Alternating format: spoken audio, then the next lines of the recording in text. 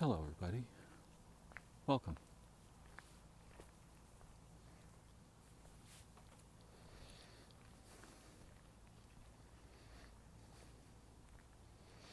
I like to think or see more clearly, think about and see more clearly the features of our mind and cognition particularly, especially linguistic and conceptual thought. But it turns out that if one pays much attention,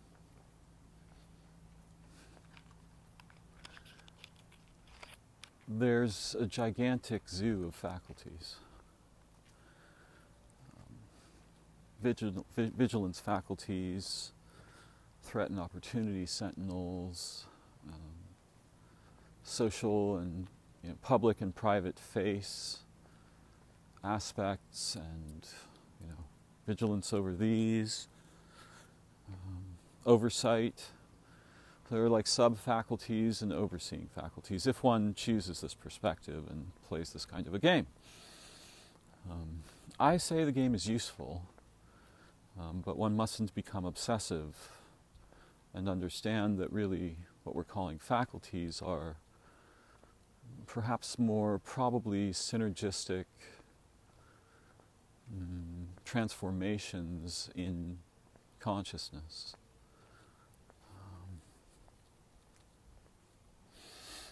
I've been thinking a lot about vigilance lately, and the recording in which I introduced it is not particularly good, in my view. But what I was thinking about a moment ago was a question that plagues us from childhood. And there's weird sort of pseudo-answers, and there's, all kinds of blather among the humans about it.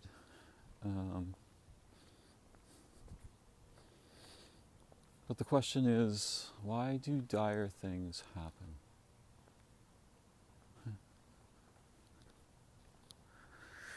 And whenever something untoward occurs to me, or for me, as me, there is an aspect of my mind that is concerned about this and wonders, is this my fault? Is it someone else's fault? Is it something else's fault? Is it all three and more? How did this happen? What caused this? All of these things. But that's when I'm wondering about a very specific situation in my mind, in my imaginal mind. But I think the question that we come to birth with, or that we soon develop, is weirder than, it's not just about specifics, it's something that resembles, why is there injustice? Why do terrible things happen all the time?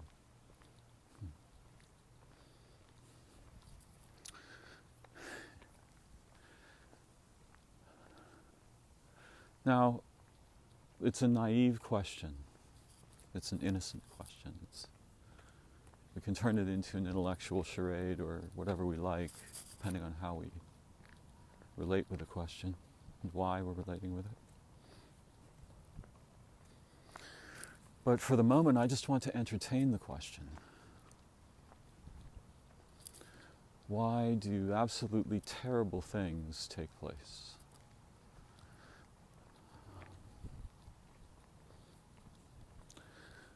And in some kind of seeming enlightenment perspectives, we might find a participant in the conversation who says something like, oh, don't worry, it's just appearances. Well, not for those people involved in it. It's not just appearances. And one could say, oh yes, even those people are just appearances, and so on, yes. But this is a rather tedious way of speaking and doesn't actually, it's disingenuous. It doesn't respect the question enough to address it.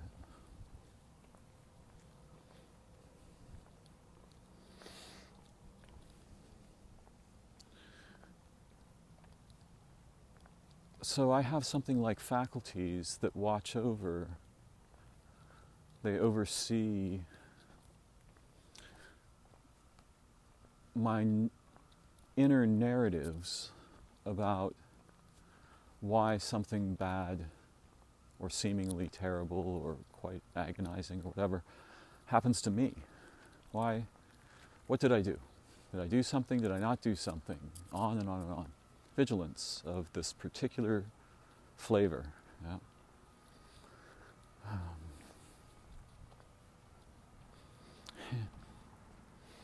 And it strikes me that, okay, what I actually want to talk about briefly is something we refer to as superstitions. However, we must understand when we use this word, it's not like most such words, dream, food, right? There are endless kinds of food. And there are dishes that are so astonishing that it's ecstatic to eat them, and there are dishes that are so horrible that you don't want to eat ever again, right? And everything in between. So there's a vast forest of food, and in the same way there's a vast forest of things someone might call superstitious or superstition. And some of these things are actually quite profound and unusual, and not to be lightly dismissed. And others of these things probably shouldn't be dismissed either, but we might look into them and see, how did something like this get formed? Why is it that there are these pet theories about constellations of linkages and relationships that are understood to precede or even cause misfortune?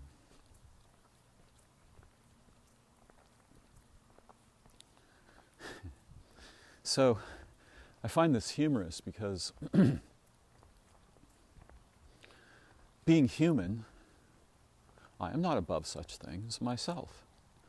I may sound articulate or something about this, but I have these old senses, and if they're not given some kind of intelligent training, they will tend to degrade into compelling delusions, mostly. And perhaps most of us are like me in this sense. Or many.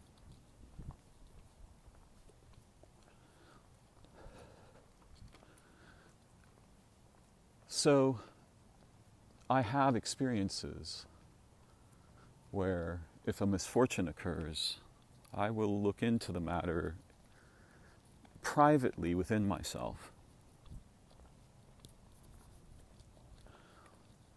I may discuss it here and there, too.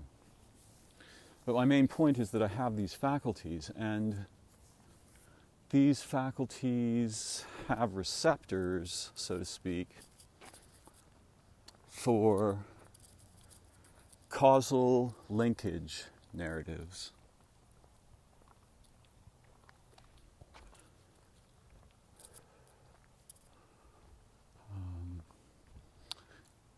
And they have a deep psychological purchase where they are present in the psyche or the mind or the consciousness of someone. And so what we have in the modern world is the remnants of things that probably used to be senses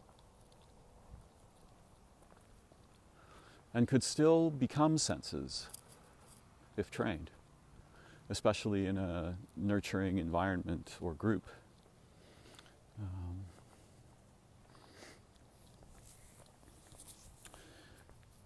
But like the difference between somebody who collects jokes from a book and somebody who writes jokes and can't help themselves, you can see that once we have the representation, which are what we usually mean when we use the word superstitions, or at least what I mostly mean here. But I want to say again, these are the results of inhibited senses. So because of a certain impoverishment that we may suffer of intelligently applying our intuitive senses and even our narratological linkage games,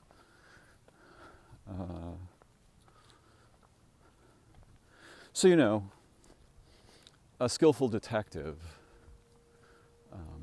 we could take famous detectives as examples, but these are men who use their vigilance faculties to form uncommonly clear causal linkage narratives about actual events that take place, many of which are tragic, at least in the stories. They are terrible things. And the terrible thing seems to invent the detectives.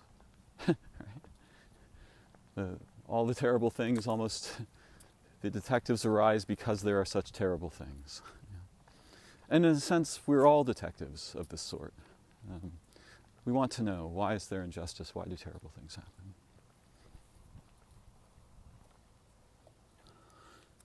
Unfortunately,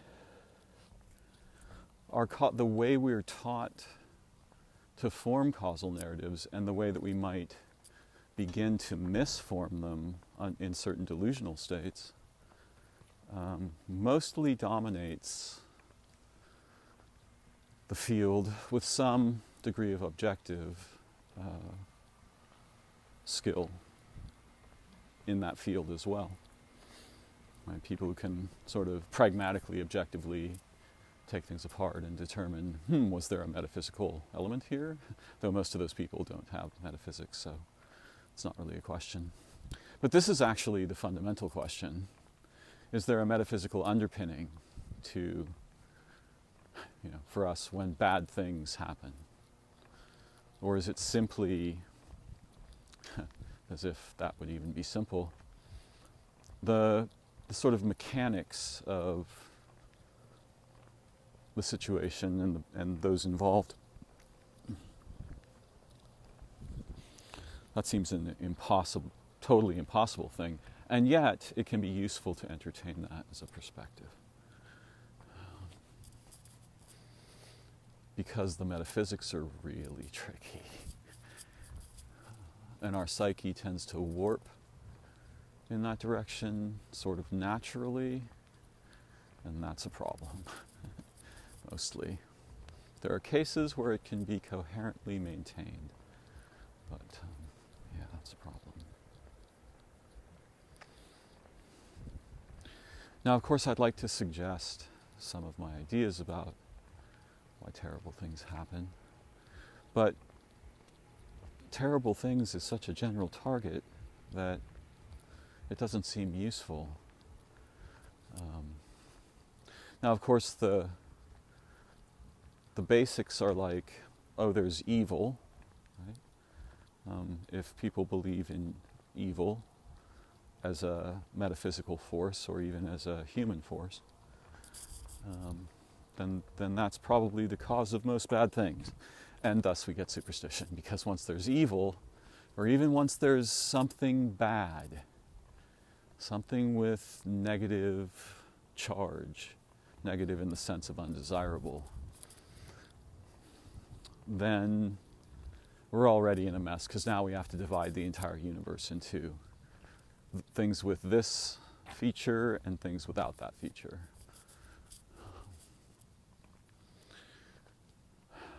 And this particular chisel, the chisel of is there evil,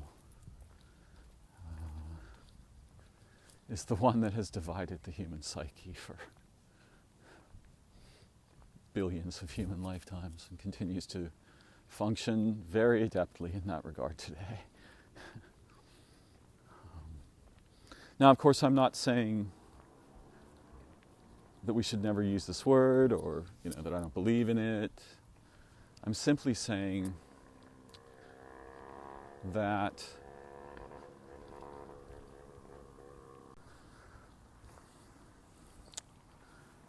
if one introduces this root element in a core position of identity in the cognitive lexicon of a human being, not merely the verbal one, the one where meaning lives. If you insert this concept in there, there are a wide variety of necessary repercussions, many of which are extremely dire, and are themselves terrible things happening.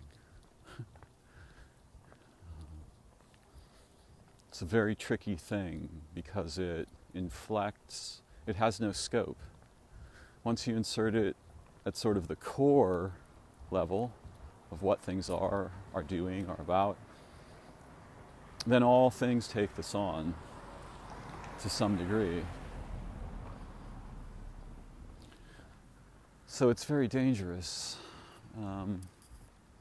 I'm aware of indigenous cultures that don't have the concept. They never formed that concept. And they might have done that intentionally. They might have been intelligent enough about making concepts that they'd refuse to make that one or sustain it.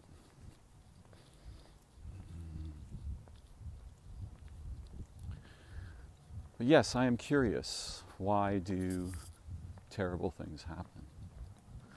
And there's certainly an aspect of me that has a kind of naive, perhaps almost schizotypal tendency to link events or situations in a chain that produces what I might call a bracelet. Now, thankfully, this aspect of my mind is well overseen. So I have good buffers around that rather dangerous little faculty. But it's also a useful faculty, and it's the faculty that unencumbered might see brilliantly, might be prodigiously intelligent, but not necessarily in the same implementation, right, in what it does. It wouldn't do the same thing. It would rarely analyze a terrible thing, and if it did, it would be to find an opportunity to deeply understand or overcome or transcend it or honor it even.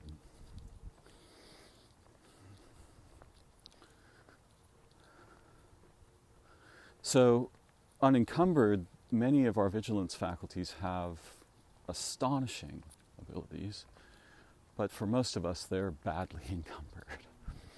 And superstitions are the remnants of something, the remnants of an array of senses that, when actually veritably active,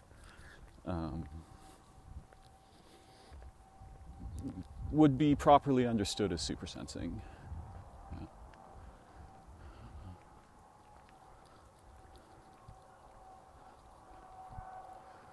But under stress and in cultures where the narratives are so crude, limiting, and dominating, most of us, the wild land in our minds gets killed back to, a park in a city, so to speak.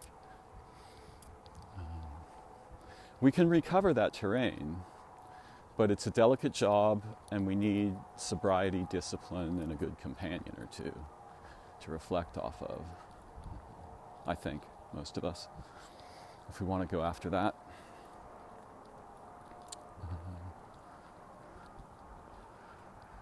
And by sobriety, I mean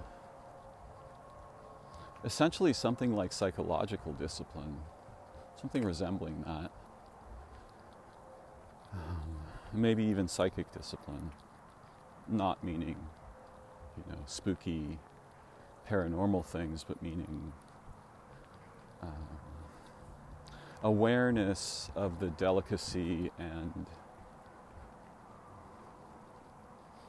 malleability of the mind underneath our mind, the place from which meaning and identity emerge to our awareness, which seems an imaginal place, and yet it's the closest thing ever. There's nothing closer to me than that. My hand isn't as close as that thing.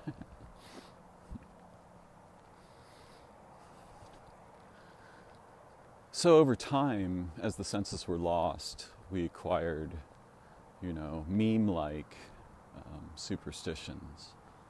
A bird that gets into your house has to be killed or misfortune will arise. This kind of thing.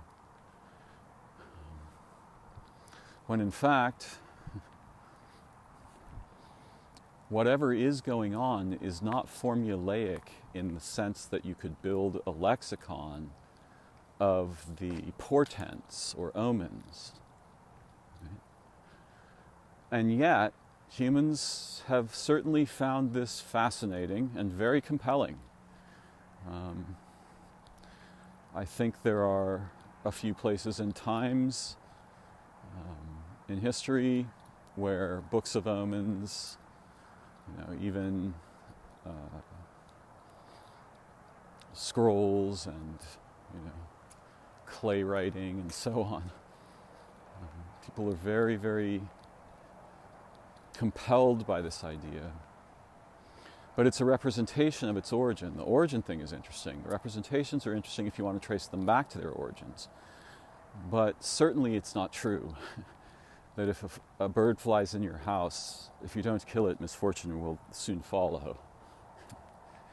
Not saying it'll never happen, but that's not a true thing.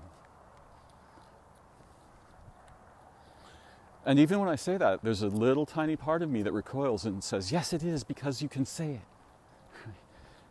Because it has been said, it is true.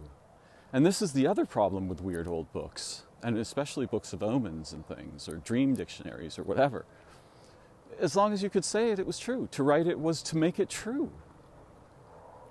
Back then, in some ways, and it still is today, in some ways. So, this is all very interesting. Of course, I'm speaking about the development of human consciousness and cognition over millennia. We all have these faculties, right? Now, if you think yourself for a moment about something dire that happened to you when you tried to figure out for yourself in some way, why did this happen? And you may have entertained lots of different questions and had all kinds of feelings, and I respect all of that. But I just want you to notice that there's an array of faculties that are engaged in that, or to see your mind as if this is so. And these faculties,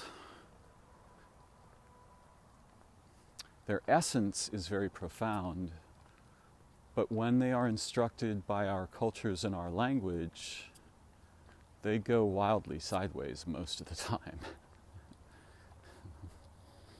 Or they create feedback loops that end in delusion or paranoia or both. And I'm not saying, all delusion is equal. Some delusions are brilliant, probably. And some, occasionally, someone who's paranoid, there's usually some seed of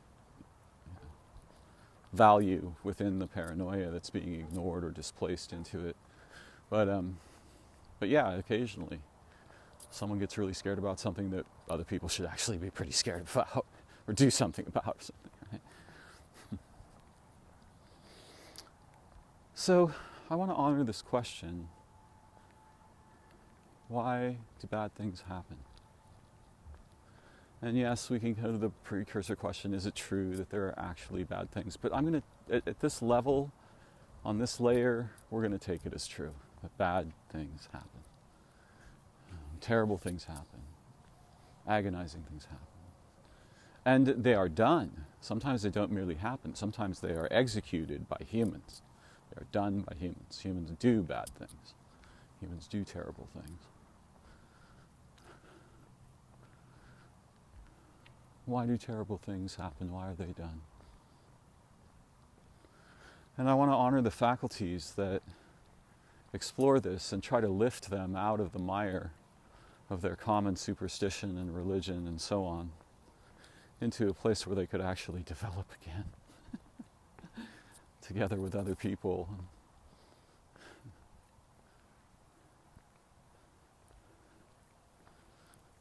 That would be nice. That'd be a good thing.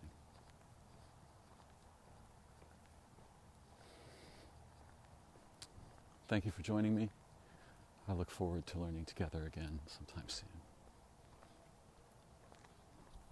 Bye-bye for now.